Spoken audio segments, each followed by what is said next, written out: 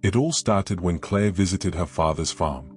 A lamb with an odd mark on its forehead, like a smudge of ink against its pristine white wool, was staring at her. It stood among the other sheep in the field, watching her with unnerving intensity. At first, Claire thought nothing of it. It was just a lamb, after all. But she was wrong. The lamb hated her. It began subtly, almost playfully. As she walked along the fence line that first day, the lamb trotted up to her and delivered a quick, sharp kick to her shin. Claire yelled in surprise, stumbling back. Her father laughed, brushing it off. "They can get feisty sometimes," he said. "You're fine." Claire wasn't convinced. The next day, it happened again. This time, the lamb appeared out of nowhere, charging at her from behind a bale of hay and butting her leg with startling force. She spun around, but the lamb was already trotting back to the flock, its small tail flicking smugly in the air. "Dad, what's wrong with that lamb?" Claire asked, rubbing her leg. Her father shrugged. "Just being a sheep," he said. But Claire knew better. The other sheep barely noticed her presence, but this one watched her.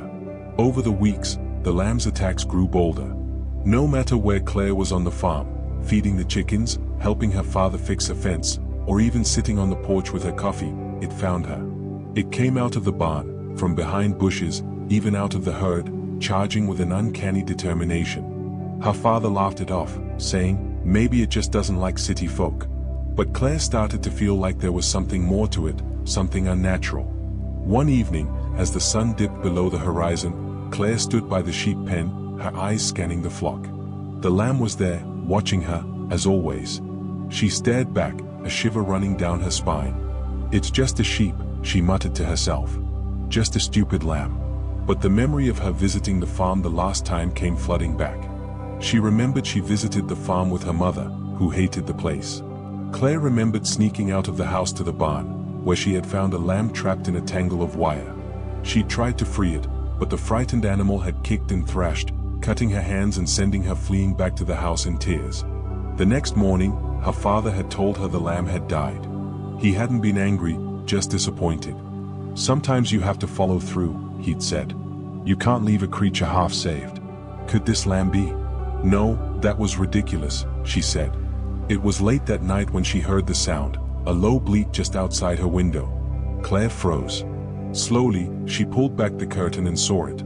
The lamb, standing alone in the yard, its black mark glowing faintly under the moonlight. Her heart pounded as she opened the door. "What do you want from me?" she hissed, stepping into the cool night air. The lamb didn't move.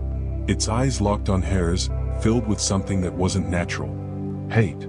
The wind stirred, and she thought she heard a whisper, faint, like the echo of her father's voice. "You can't leave a creature half-saved." Claire blinked, and in that moment, the lamb charged.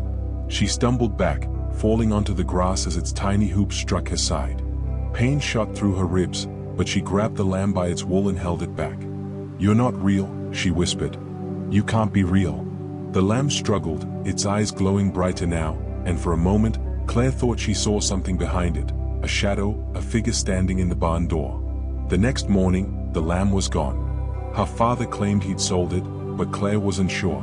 She requested for her mother to come pick her up from the farm that day and never return. To this day, she still dreams of that marked lamb and wakes up with a little pain against her ribs. Thank you for watching.